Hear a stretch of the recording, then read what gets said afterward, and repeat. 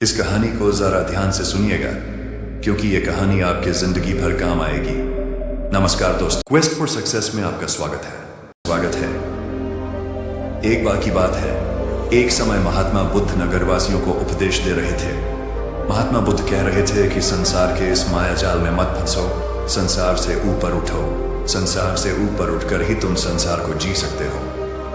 यहां कोई अपना नहीं होता। संसार के मोह माया वो फंस गया जिसने अपनी बुद्धि का इस्तेमाल नहीं किया। वह व्यक्ति जो समय पर अच्छे कर्म नहीं करता और बुरे कामों में जुट जाता है, वह आने वाले समय में बड़े दुखों का सामना कर सकता है, क्योंकि उसके बुरे कर्म ही उसके दुखों का कारण बनेंगे। इसलिए आप सभी इस संसार की मोह माया अर्थात इच्छा, लालच, क्रोध इत्यादि को ध्यानपूर्वक देखते हुए अपने कर्म करें। इतना कहकर महात्मा बुद्ध ने अपना उपदेश समाप्त किया और वहां से चले गए। महात्मा बुद्ध जब यह उपदेश दे रहे थे तो वहां पर उस नगर का सबसे धनी व्यक्ति वहीं पर मौजूद था और उस व्यक्ति पर महात्मा बुद्ध की बातों का बहुत गहरा असर पड़ा। वह सोचने लगा कि अगर सब मोह माया है तो फिर व्यर्थ की मेहनत करना बेकार है। फिर फालतू में क्यों अपने समय को नष्ट किया जाए जब अंत में कुछ भी नहीं बचने वाला। जब यहाँ पे कोई अपना नहीं होता तो फिर किसके लिए व्यर्थ की मेहनत की जाए। अब उसका मन अब संसारी जीवन में नहीं लगता था। वह संसारी जीवन से हटने लगा। अब उसे अपना सब कुछ किया हुआ व्यर्थ नजर आने लगा था। देखते ही देखते कुछ ही सालों में उसका सारा व्यापार चौपट होने लगा था। उस धनी व्यापारी के परिवार के सभी सदस्य उसे इस तरह से देखकर बहुत चिंतित रहने लगे थे और जब भी कोई उससे बात करने की कोशिश करता था तो वह धनी व्यापारी एक ही बात कहता, ये धन दौलत तो सब बेकार की चीजें हैं, ये सब तो मोह माया है, सब बेकार है। भला हम रिश्ते निभाकर क्या करेंगे? ये सब तो मोह है। जीवन तो केवल एक ही है और वह है मुक्ति। अब तो केवल उसी की आस है, उसी की प्यास है। मैं इतना समझ चुका हूं कि अब से जो भी होगा वह सब अच्छा होगा। अब से उसने व्यापार पर भी ध्यान देना बिल्कुल बंद कर दिया था और देखते ही देखते वह धनी व्यापारी उस नगर का सबसे गरीब व्यक्ति बन चुका था। वह पूरी तरह से निधन हो चुका था। उसका सब कुछ बर्बाद हो चुका था। एक दिन जब उसके घर में खाने के लिए कुछ नहीं बचा तो उसने अपने आप से कहा, ये मैंने क्या कर दिया? सब कुछ तो बहुत अच्छा चल रहा था, लेकिन मैंने अपने हाथों ही सब कुछ बर्बाद कर दिया। आज मेरे परिवार का हर एक सदस्य भूखा है। उनके पास खाने के लिए कुछ नहीं और मैं उनके लिए कुछ नहीं कर पा रहा हूँ। वह ये सब सोच ही रहा था कि तभी उसे याद आया कि उसने महात्मा बुद्ध की बातों में आकर अपना जीवन बर्बाद कर लिया। ना तो उसे मुक्ति मिली और ना ही सुकून। अब तो भोजन के लिए भी आज मुझे रोज मरना पड़ता है। हर रोज मुझे मेहनत करनी पड़ती है, तब जाकर मेरे परिवार को 2 वक्त की रोटी मिल पाती है। अपने परिवार की इस तरह से बुरी हालत देखकर उससे रहा नहीं गया। वह बहुत चिंतित रहने लगा था। तब उसके मन में ख्याल आया कि वह अब किससे मदद मांगेगा? आखिर अब उसका साथ कौन देगा? तभी उसे याद आया कि उसे महात्मा बुद्ध के पास ही जाना चाहिए, क्योंकि बुद्ध के कारण आज उसकी यह हालत है। उसके हालात के जिम्मेदार तो वही है। मैं तो सीधा सीधा अपने मार्ग पर जा रहा था, लगातार अपने व्यापार में उन्नति कर रहा था, लेकिन जब से मैंने उनकी बातें सुनी तब से मेरा मन विचलित हो गया। उनकी फालतू बातों में आकर मैंने अपना सब कुछ बर्बाद कर दिया। मेरे हालात के जिम्मेदार तो वही है, इसलिए मुझे उनके पास ही जाना होगा। अपने मन में क्रोध ही ये 2 दिनों की लंबी यात्रा करके वह महात्मा बुद्ध के पास पहुंचा और क्रोध में आकर महात्मा बुद्ध से कहता है, हे बुद्ध, आपको कोई ज्ञान नहीं। आपने सत्य की प्राप्ति की है। आप तो केवल भोले भाले लोगों को फंसाना जानते हैं। अपनी चिकनी चुपड़ी बातों में उन्हें बहलाना जानते हैं। आप लोगों के सीधेपन का फायदा उठाकर अपनी प्रसिद्धि और अपनी प्रशंसा करवाते हैं। आप हमें ऐसे सपने दिखाते हैं जो कभी पूरे नहीं होते। मैं भी ऐसा ही एक सीधा साधा व्यक्ति था और मैं उस नगर का सबसे बड़ा धनी व्यक्ति था। आपसे मिलने से पहले सब कुछ मिल रहा था। मेरे पास धन की कोई कमी नहीं थी। सारे ऐशो आराम थे, सारी सुख सुविधाएं थी। लेकिन जब से मैंने आपका उपदेश सुना, मैं आपसे इतना प्रभावित हो गया कि मैंने आपकी बातों को ही मानना शुरू कर दिया और वो सारी चीजें छोड़ दी जो मुझे संसारी जीवन से जोड़ती थी। अर्थात संसार की सारी मोह माया मैंने त्याग दी और आज देखिए, आपकी वजह से मेरा पूरा परिवार भिखारी बन चुका है। वह छोटी सी कुटिया में रहता है, यहाँ तक कि रोज के खाने के लिए भी नहीं है। आपकी वजह से मैं पूरी तरह से बर्बाद हो चुका हूं। उस व्यक्ति के इतना कहने के बाद महात्मा बुद्ध शांति से मुस्कुराते हुए उस व्यक्ति से कहते हैं, आखिर तुम्हारे साथ क्या हुआ है और तुमने मेरी बातों का क्या मतलब निकाला? इस पर वह व्यक्ति महात्मा बुद्ध को सारी बातें बता देता है। आप कहते हैं कि धन दौलत की इच्छा करना यह काम सब मोह माया से भरा है। आप सांसारिक जीवन को बुरा कहते हैं और खुद इस संसार में आकर भिक्षा मांगते हैं। आप आध्यात्मिक जीवन को अच्छा बताते हैं, किंतु मेरा एक प्रश्न है, इस आध्यात्मिक जीवन से हमें क्या मिलता है? इससे हमें क्या लाभ? आपने कहा था कि हमें आध्यात्मिक जीवन से सुख प्राप्त होता है, लेकिन मैंने तो जब से आध्यात्मिक जीवन अपनाया है तब से मुझे केवल दुख ही दुख मिला है। यहाँ तक कि मेरे पास जो कुछ भी था वह भी सब में खो बैठा हूँ। आप लोगों को झूठा सुख दिखाकर उन्हें अंधकार में ढकेल देते हैं। क्या यह वास्तविकता नहीं? इस पर महात्मा बुद्ध मुस्कुराते हुए उस व्यक्ति से कहते हैं, बेटा तुम बहुत दूर से आए हो, अभी तुम विश्राम करो। रात को आकर मैं तुम्हें तुम्हारे सभी प्रश्नों का जवाब दे दूंगा। पहले तो उस व्यक्ति ने इनकार किया, लेकिन महात्मा बुद्ध के आग्रह पर वह व्यक्ति महात्मा बुद्ध की बात मान गया और आश्रम में जाकर विश्राम करने लगा। रात्रि के बाद महात्मा बुद्ध उस व्यक्ति के पास आए और कहा, बेटा मैंने एक व्यक्ति की बात सुना। वो कह रहा था कि एक हाथी हवा में उड़ रहा था। उसने तो यह भी देखा कि एक बड़ी मछली अपने पैरों से जमीन पर चल रही थी और एक कुत्ता समुद्र की गहराइयों में सांस ले रहा था। वो व्यक्ति महात्मा बुद्ध की सारी बातें सुनकर महात्मा बुद्ध से कहता है, फिर तथागत उसके आगे क्या हुआ? आखिर आप चुप क्यों हो गए? तभी महात्मा बुद्ध उस व्यक्ति को समझाते हुए कहते हैं, बेटा क्या तुम्हें लगता है कि ऐसा वास्तव में हो सकता है? इस पर व्यक्ति जवाब देते हुए कहता है, बुद्ध अगर आप कह रहे हैं तो यह अवश्य ही सच होगा, क्योंकि आप इतने बड़े ढेर ज्ञानी हैं, आपने सत्य की प्राप्ति की है, तो आपके मुख से निकला हुआ हर एक शब्द तो सत्य ही होगा। तभी महात्मा बुद्ध मुस्कुराते हुए उस व्यक्ति से कहते हैं, बेटा क्या तुमने कभी पहले ऐसा कभी होते हुए देखा है?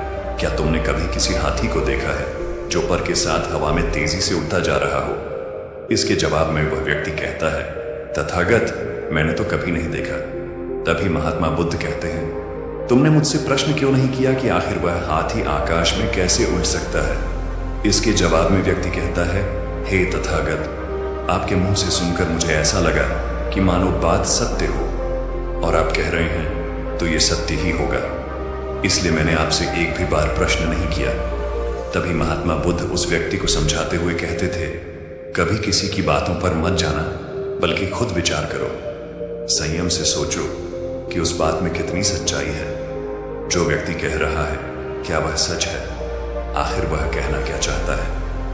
हो सकता है कि वह कुछ और कहना चाहता हो और तुम उसका अर्थ कुछ और ही निकाल रहे हैं। कम से कम तुम्हें एक बार प्रश्न करके ये समझना तो चाहिए कि आखिर वह कहना क्या चाहता है। अगर तुम मुझसे पूछते कि आखिर वह हाथी हवा में कैसे उड़ सकता है, तो इसका जवाब मैं तुम्हें अवश्य देता। मैं तुम्हें ऐसा बताता कि एक छोटा सा बच्चा अपने खिलौनों के साथ खेल रहा है। वह हाथी को हवा में उठा रहा है और कुत्ते को पानी में डूबा रहा, और रही बात मछली की तो वह उसे जमीन पर चला रही है। क्या ऐसा संभव नहीं हो सकता? इसके जवाब में व्यक्ति कहता है, हाँ बिल्कुल ऐसा हो सकता है। महात्मा बुद्ध उस व्यक्ति को कहते हैं, इसी प्रकार मैं कभी किसी को निर्धन या गरीब होने के लिए नहीं कहता। निर्धनता या गरीबी तुम्हारे विकास में बाधक बन जाती है, जिससे तुम और कुछ नहीं सोच पाते, ना ही कुछ समझ पाते हो। इन भिक्षुओं को देखो, जब इन्हें भोजन की आवश्यकता होती है तो यह भिक्षा मांगने के लिए निकल पड़ जाते हैं, लेकिन यह भिक्षा कहां से आती है? इसके जवाब में व्यक्ति कहता है, हे तथागत हर कोई रोज मेहनत करता है ताकि उसके परिवार का पालन पोषण हो सके, और जो वह मेहनत करता है उसके बदले में उसे कुछ पैसे मिलते हैं। उन पैसों से भोजन खरीदता है और वही भोजन वो आपको भी सौंपता है, और वहीं से भिक्षा आती है। तभी महात्मा बुद्ध उस व्यक्ति से एक और प्रश्न करते हैं, बेटा ये बात तो सत्य है, लेकिन तुम क्या मुझे ये बता सकते हो कि आखिर ये धन कहाँ से आता है? इसका जवाब देते हुए व्यक्ति कहता है, तथागत धन तो सभी लोग अर्जित करते हैं, सभी कमाते हैं। तभी महात्मा बुद्ध इस व्यक्ति को समझाते हुए कहते हैं, ठीक इसी प्रकार दुनिया में यदि हर कोई भिक्षा मांगने लग जाए तो आखिर भोजन कहाँ से आएगा? अनाज कौन उगाएगा? व्यापार कौन करेगा? और लोगों की रक्षा के लिए धन कहाँ से इकट्ठा होगा? लोगों की जरूरतें कैसे पूरी होंगी। ये सुनकर व्यक्ति थोड़ा अचरज में पड़ गया और महात्मा बुद्ध से कहता है, किंतु हे तथागत, आप ही तो कहते हैं कि मनुष्य की इच्छा, कामना और वासना, लालच और क्रोध, ये सभी मनुष्य के विकार है और हमें इनसे दूर रहना चाहिए, तभी वह आत्मज्ञानी कहलाता है। तभी महात्मा बुद्ध कहते हैं, बेटा मैं तो अभी भी यही कह रहा हूं कि मनुष्य को इन सब चीजों से दूर रहना चाहिए। इस पर व्यक्ति महात्मा बुद्ध की बात काटते हुए कहता है, पर दुनिया तो इसी पर चल रही है, इसके बिना भला या संसार कैसे चल सकता है।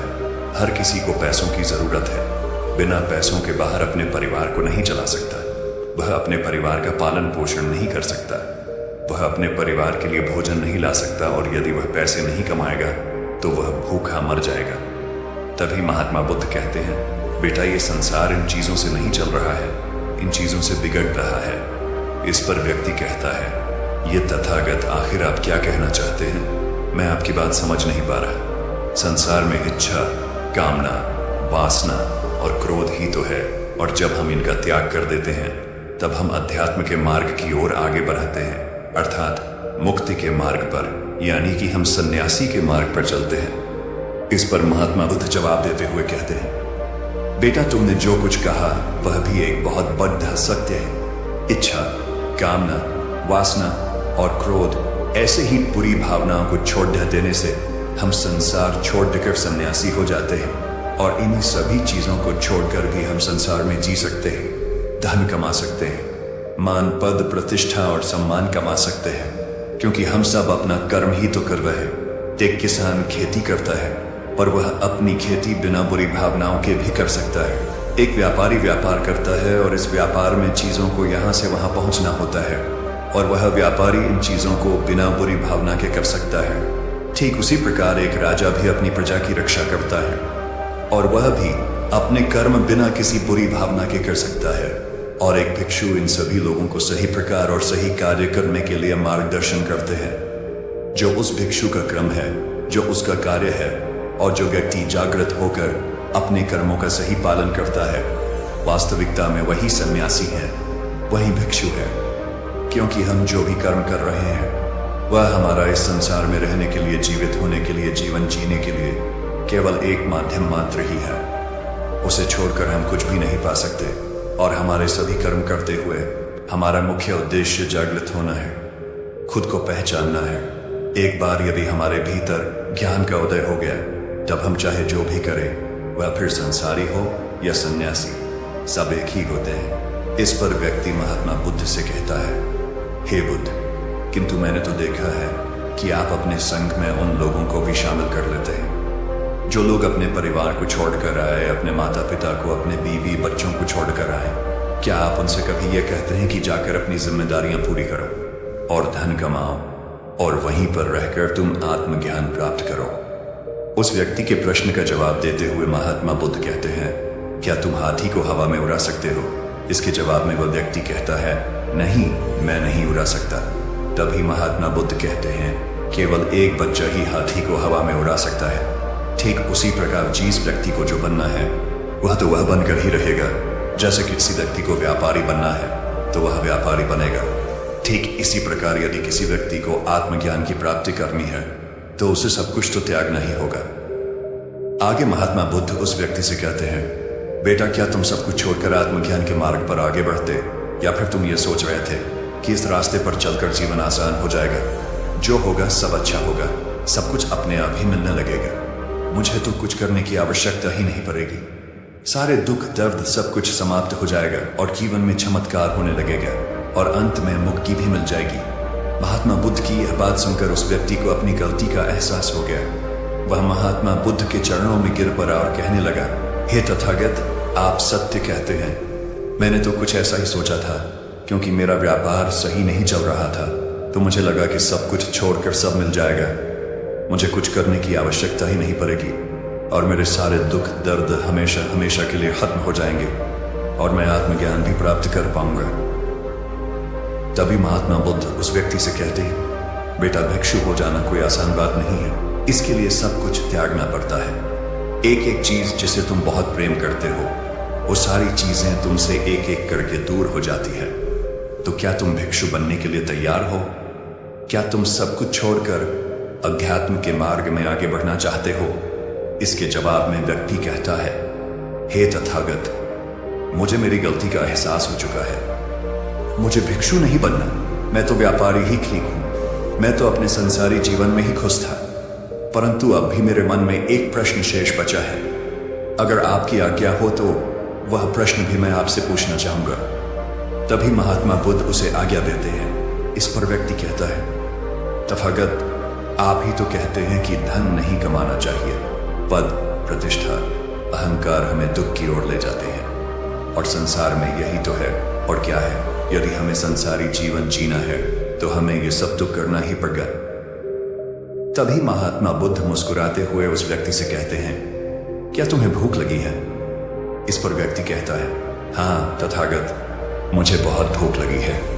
तभी महात्मा बुद्ध उस व्यक्ति को भोजन करवाते हैं, और उसे भरपेट भोजन खिलाने के बाद महात्मा बुद्ध उस व्यक्ति से कहते हैं, लो और खाओ, ये सब तुम्हारे लिए ही है। जिसके जवाब में वह व्यक्ति कहता है, तथागत, मैं पहले ही बहुत ज्यादा खा चुका हूं, अब मुझसे और नहीं खाया जाएगा। मेरे पेट में अब जरा भी जगह नहीं रह गई है। यदि मैंने और अधिक खाया तो मेरा पेट दर्द करने लग जाएगा, और फिर मुझे तरह तरह की परेशानियां होने लगेंगी। मैं परेशान हो जाऊंगा। तभी महात्मा बुद्ध मुस्कुराते हुए उस व्यक्ति से कहते हैं, बेटा, मैं भी तो तुम्हें यही समझाने का प्रयास कर रहा हूं कि जितनी जरूरत है उतना ही खाओ, क्योंकि हर चीज जब हद से ज्यादा हो जाती है तो वह नुकसान जरूर पहुंचाती है। फिर वह चाहे धन हो, चाहे इच्छा, चाहे लालच, या फिर कामना या वासना, सब कुछ हद से ज्यादा आपको नुकसान ही पहुंचाएगा, और यह सब आपको केवल दुख ही देंगे। इसीलिए इन्हें नियंत्रण में रखना चाहिए। जितने की हमें आवश्यकता है उतना ही हमें चाहिए, और जब आप इसे नियंत्रण में रखते हैं तो यह कभी आपको दुख नहीं दे पाएगा। आप हमेशा सुखी रहो। आगे महात्मा बुद्ध उस व्यक्ति से कहते हैं, सुनो, धन कमाना आवश्यक है, क्योंकि धन की कमी नहीं होनी चाहिए, भोजन की कमी नहीं होनी चाहिए, किसी भी कार्य को करने के लिए मन में इच्छा की कमी नहीं होनी चाहिए। लेकिन उसी के साथ में यह भी ध्यान रखना है कि इच्छा अत्यधिक भी नहीं होनी चाहिए, और मैं तुम्हें यही समझाने का प्रयास कर रहा हूं। इसीलिए जाओ और धन कमाओ। व्यापार से, अपने कर्म से न केवल अपना बल्कि दूसरों का भला भी करो। जब तुम अपने किए कार्यों की सांसारिक कार्यों से लोगों का भला करते हो, तब तुम में और किसी सन्यासी अर्थात किसी भिक्षु में कोई अंतर नहीं रह जाता। बस सभी के मार्ग अलग हो गए हैं, लेकिन मंजिल एक ही होती है, और तुम कभी मार्ग से भटकना नहीं। तुम लोगों की संगत में रहना जो तुम्हें अपने आत्मज्ञान के सीधे मार्ग पर ले चले, जो सांसारिक जीवन से हटकर नए जीवन में प्रवेश करवाएं, क्योंकि वे लोग बुराइयों से लड़ने में तुम्हारी मदद करेंगे। तुम्हें ताकत मिलेगी, और तुम लगातार बिना विचलित हुए अध्यात्म के मार्ग पर लगातार आगे बढ़ते चले जाओगे। इतना कहकर महात्मा बुद्ध शांत हो गए। वह व्यक्ति महात्मा बुद्ध को प्रणाम करके कहता है, ये तथागत, आपकी शिक्षा ये तो बिल्कुल अलग है। आप जो कहते हैं उसके पीछे का अर्थ कुछ अलग ही होता है, बहुत सीधा और सरल, लेकिन हम उसे समझ नहीं पाते। आपके पास चमत्कार का आश्वासन नहीं है, पर आपके पास वह मार्ग है जिसमें मार्ग पर चलकर मैं अवश्य ही अध्यात्म को प्राप्त कर सकता हूं, जिससे मेरा और लोगों का सभी का भला होगा। हे तथागत, ये मेरी ही गलती थी कि मैंने आपकी बातों का गलत मतलब निकाला, और एक व्यापारी होकर भी मैंने अपने कर्म को छोड़ दिया और ये सोचने लगा कि अब अपने आप सब कुछ अच्छा ही होगा। लेकिन ये सत्य है कि अपने आप कुछ नहीं होता। जब हम हाथ पैर चलाएंगे, काम करेंगे, कर्म करेंगे, तभी हमें फल मिलेगा। जब हम हाथ पैर मारना छोड़ दें तो नदी का बहाव हमें अपने साथ बहा कर ले चला जाता है, और तब हमारे हाथों में कुछ नहीं रह जाता। और यही मेरे साथ भी हुआ है। तथागत, आज से मैं आपको वचन देता हूं कि मैं अपना कर्म पूरी ईमानदारी के साथ करूंगा। आपके दिए हुए मार्ग पर मैं पूरी ईमानदारी से चलूंगा। मैं आपको वचन देता हूं कि मैं एक अच्छा व्यापारी और एक अच्छा इंसान बनकर रहूंगा। मैं आत्मज्ञान के मार्ग पर अपने कर्म करते हुए आगे बढ़ता रहूंगा। इतना कहकर वो व्यक्ति महात्मा बुद्ध को प्रणाम करके वहां से लौट गया। बाकी अगर ये